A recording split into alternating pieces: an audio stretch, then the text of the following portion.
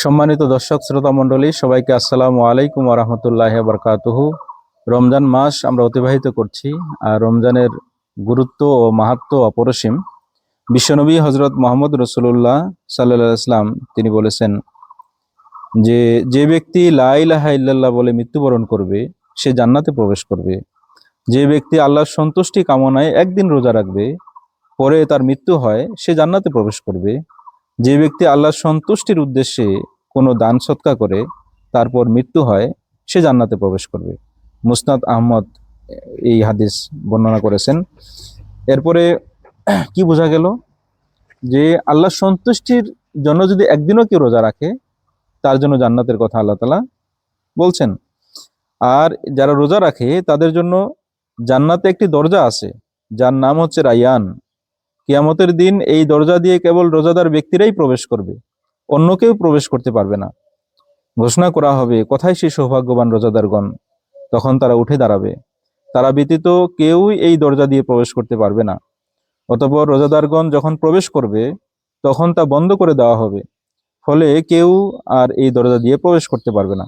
বুখারী শরীফে এই হাদিস বর্ণিত হয়েছে। অর্থাৎ শুধু রোজাদারের জন্য বিশেষ এই পুরস্কার, যে রায়্যান দরজা দিয়ে রোজাদার ব্যক্তি প্রবেশ করবে। শ্রোতামণ্ডলী, এই রমজান মাস যেটি কল্যাণ এবং বরকতের মাস, আর যেই মাস সম্পর্কে বিশ্বনবী হজরত মোহাম্মদ রসুল্লাহ সাল্লাল্লাহু আলাইহি ওয়াসাল্লাম বলেছেন যে এই মাস, যেই মাসে ইজা দাখালা শাহরু রমজানা ফুতিহাতি আবু আবুল জান্না ওয়া গুল্লিকাত আবু আবুন নার। এই রমজানে কি হয়? জান্নাতের দরজা খুলে দেওয়া হয় এবং জাহান্নামের দরজা এটি বন্ধ করে দেওয়া হয়। তো জান্নাতের দরজা খুলে দেওয়া হয় মানে কি? এই মাসে যেই মারা যাবে, ইহুদি খ্রিস্টান বা নাস্তিক আস্তিক যেই মারা যাবে সব জান্নাতে যাবে না। এটার মূলত বিষয় হচ্ছে যে যে জান্নাতের দরজা খোলার অর্থ হলো এই দিনগুলোতে মোমেনরা এমন পুণ্যকর্ম করার সৌভাগ্য লাভ করে যা তাদের জান্নাতে নিয়ে যায়। আর জাহান্নামের দরজা বন্ধ মানে হচ্ছে এই মাসে মোমেনদের এমন কাজ করা থেকে বিরত থাকার সৌভাগ্য হয় যা জাহান্নামের দিকে নিয়ে যায়। এটা হচ্ছে জান্নাত এবং জাহান্নামের বিষয়। রোজা রেখে যদি কেউ মিথ্যা কথা বলে, তাহলে তার এই রোজা রাখার কোনো মূল্য নাই। এই কথাই হজরত মোহাম্মদ রসুল্লাহ সাল্লাল্লাহু আলাইহি ওয়াসাল্লাম বলেছেন, হে রোজাদার, মিথ্যা বলা এবং এই কর্ম থেকে বিরত থাকো। যে ব্যক্তি রোজা রাখার পরেও মিথ্যা বলে, তার অভুক্ত ও পিপাসাক্ত থাকার কোনো প্রয়োজন আল্লাহ তাআলার কাছে নাই। রোজা থাকার পরে গালমন্দ করা বা এই ঝগড়া করা, মিথ্যা বলা, এগুলো করা উচিত নয়। কেউ যদি ঝগড়া করতেও আসে, তখন বলা উচিত যে আমি রোজা আছি, আমি রোজাদার। রোজার রাখার ফলে স্বাস্থ্যও ভালো হয়। কেউ যদি রোজা রাখে তাহলে তার স্বাস্থ্য ভালো থাকে। কেননা বিশ্বনবী হজরত মোহাম্মদ রসুল্লাহ সাল্লাল্লাহু আলাইহি ওয়াসাল্লাম বলেছেন, সুমু তাসিহু, রোজা রাখো সুস্থ থাকো।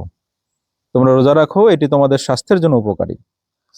অর্থাৎ এই রোজা রাখার ফলে রমজানের রোজা হৃৎপিণ্ডের উত্তাপ ও ময়লা দূর করে।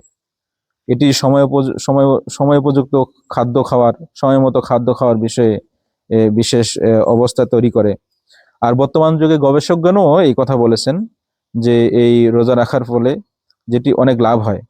বর্তমান যুগে গবেষকরা এই কথাই জানিয়েছেন, বার্ধক্য বা দুর্বলতা আসে এই জন্য যে মানুষের শরীরে অতিরিক্ত উপাদান জমে যায়, আর এ থেকে রোগবালাই এমনকি মৃত্যু এসে পড়ে।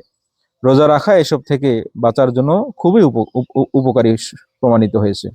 হযরত মসিহ মাউদ আলাইহিস সালাম তিনি বলেছেন, কম খাওয়া এবং ক্ষুধা সহ্য করাও আত্মার পরিশুদ্ধির জন্য জরুরি। এতে দিব্য দর্শন কাশফের যে শক্তি, সেটি লাভ হয়। শ্রোতা মণ্ডলী, আজকের মতো এখানেই শেষ করছি। আসসালামু আলাইকুম ওয়া রাহমাতুল্লাহ।